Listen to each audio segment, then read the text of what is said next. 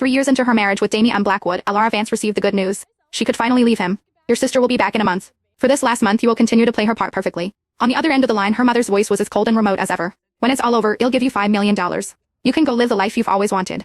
I understand, she replied softly, her voice as still and lifeless as a stagnant pool. Hanging up, Alara looked up at the enormous wedding portrait hanging on the wall. In the photo, Damien was breathtakingly handsome in a tailored suit, a man who looked sculpted by the gods. And she, adorned in a priceless designer gown, wore a gentle, captivating smile. 3 years, she murmured, her fingertips tracing the edge of the frame. It's finally ending. 3 years ago, the union of the Vance and Blackwood dynasties was the society event of the year, a merger of fortunes that sent shockwaves through the global elite. Her twin sister Serafina Vance was the bride handpicked by the Blackwood family. But on the eve of the wedding, Serafina had vanished, leaving behind a single, defiant note. Mom, Dad, I refuse to be a pawn in your corporate games. But I know my duty. Give me 3 years to find my own freedom.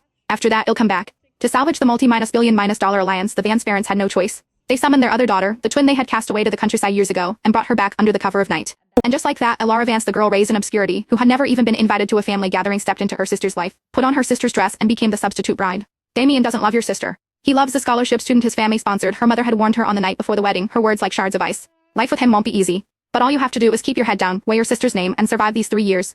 Alara remembered simply nodding, her obedience a practice shield. Of course he knew who Damien was. A permanent fixture in financial magazines, the most celebrated prince of Manhattan's elite, the objective desire for countless socialites. She had also heard the stories about him and Isabel Croft. Isabel was the brilliant, struggling student the Blackwoods had sponsored, the girl who got into a top university on a full ride. Damien had loved her with a fierce passion, ready to defy his family to be with her. But Isabel, proud and fiercely independent, refused to accept the love that came without blessing. She broke it off and left the country. The Blackwood family, overjoyed, immediately arranged Damien's marriage. Married life was even harder than Alara had imagined. Damien's study was a shrine to Isabel, filled with her photographs. Every week he would take a private jet to Paris just to catch a glimpse of her from afar.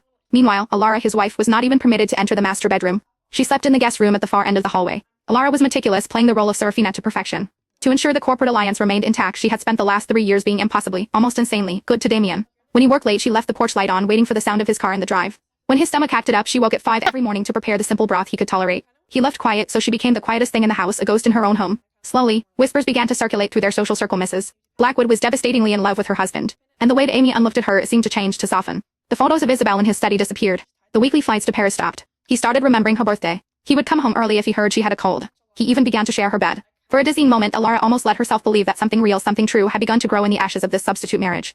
Until 3 months ago, when Isabel Croft came back. Everything snapped back to the way it was. Damien's heart was once again entirely captivated by Isabel. He started staying out all night. The photos of Isabel reappeared in his study, more numerous than before. Everyone in their circle laughed at Alara, calling her a pathetic joke. But she simply smiled her quiet smile, never raising her voice, never making a scene.